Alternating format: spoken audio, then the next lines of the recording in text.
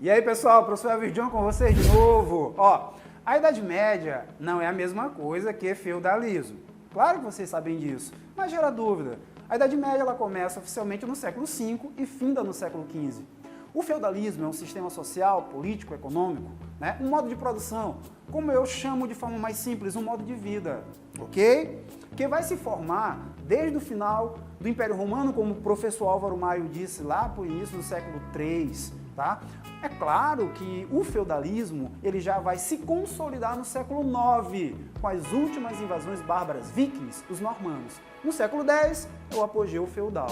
No século XI começa a crise, no século XV esse feudalismo já está totalmente em crise. Porém, na Idade Moderna, que vai do século XVI ao XVIII, ainda existem vestígios feudais. O que eu quero com isso? O feudalismo ele perpassa a Idade Média, ele não está preso dentro da Idade Média.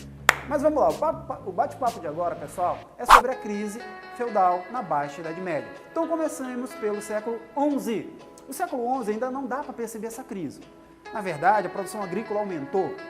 As técnicas, a charrua, a rotação de cultura, 2 solos plantando, um solo descansando, uma agricultura esse ano numa terra, outra e o outro solo descansando. E ao longo de 3 anos vai se rodando essas agriculturas, chamada de descanso de solo e rotação de cultura. Legal? Então, várias técnicas agrícolas, como a charrua levando o arado, são criadas na Idade Média. Assim como a cultura gótica, que não é o foco dessa aula de agora, por isso não se pode falar que a Idade Média é a Idade de Trevas, porque teve desenvolvimento tecnológico e cultural. Beleza. Cresceu essa agricultura, mas para crescer essa agricultura é preciso de novas técnicas, faramos, é preciso de novas terras, mas não dá para sair conquistando feudos, então vai soterrar pântanos, derrubar florestas, isso mais tarde vai trazer um problema sério no século XIV de desequilíbrio ambiental, que pode vir numa prova de biologia como uma questão transversal, não esquece disso. Outro ponto, mais trabalhadores, servo não se compra.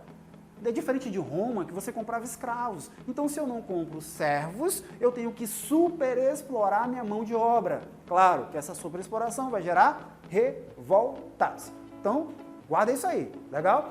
Dentro das cidades, que eram raras, mas existiam, dentro dos feudos, na parte distante, e não esquece, a cidade sim está dentro do feudo, ela não está flutuando. A Idade Média, na Europa Ocidental, os reinos são divididos em feudos. O castelo, tudo que gira em torno dele, a zona rural. Mas algumas cidades existiam distantes, ou vilas. Dentro dessas cidades, pessoal, nós temos as guildas, corporação de comerciantes que dominam o comércio daquela região. As cidades eram cercadas por muralhas. Cidade cercada por muralha é burgo. Quem vive no burgo é burguês. Elvis, então por que a gente fala que o comerciante e o dono do banco, banqueiros que surgiu no século XIV, são burgueses? Porque eles se destacam dentro da cidade, ok?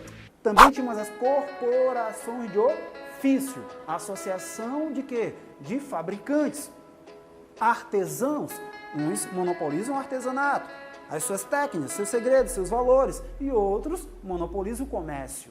Legal? Não esquece disso, dentro das cidades. Na cidade não tem servidão, na cidade tem pobreza. Então o servo, muitas vezes, com a superexploração, fugia para as cidades. Outro ponto importante aí, já chegando no século XII e XIII, são as cruzadas. Pessoal, a aula não é sobre cruzadas, mas a gente tem que saber sobre elas para entender esse contexto. O Papa Urbano II, ele vai dar o comando para os cristãos europeus se dirijam até o Oriente Médio para expulsar os infiéis, ok? Como está aparecendo aí na tela das cruzadas, islâmicos, árabes que invadiram Jerusalém. Isso vai levar uma série de cruzadas, ok? Uma série de movimentos da Europa cruzando, talvez aí o nome cruzadas, ou porque eles levavam a cruz como bandeira da Europa até o Oriente Médio. Essas cruzadas, elas tinham 3 objetivos. Um, religioso, libertar Jerusalém. Outro, econômico, os nobres precisavam de novas terras.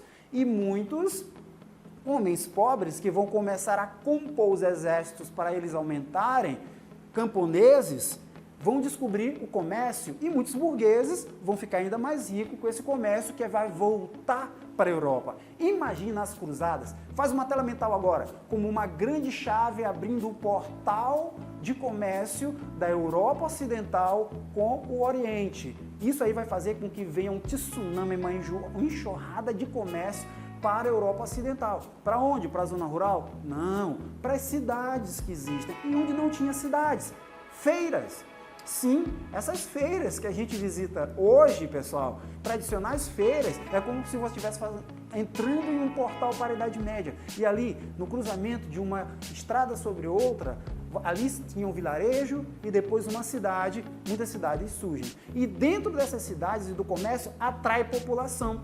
Daí, pessoal, a população que está sendo superexplorada nos feudos vem para as cidades. Os feudos entram cada vez em processo de crise. Muitos senhores feudais ampliam a repressão. Outros vão alugar as terras. Perfeito? Surgindo relações capitalistas. E dentro das cidades, com comércio ampliado, nós temos ali o surgimento dos trabalhadores por jornada, o jornaleiro ou companheiro. Legal? Quando chega o século XIV, é o século apocalíptico. É a Grande Fome, a Peste Negra, a Guerra de 100 Anos. Falta um para o Cavaleiro do Apocalipse, a morte. Pessoal, todo esse contexto agrava a crise feudal. Superando o século XIV, a Europa se reorganiza. E aí nós temos já bancos formados, universidades formadas, a partir da virada do 13 para o 14, e assim o renascimento comercial e urbano, legal? E mais tarde o renascimento cultural, que vai trazer o florescimento da sociedade europeia do século XVI ao século XVIII, renascentista, moderna. E aí vão surgir os estados modernos, centralizados e não mais feudais. Legal? Beijo no coração, professor Evidion com vocês. História em Cena, valeu!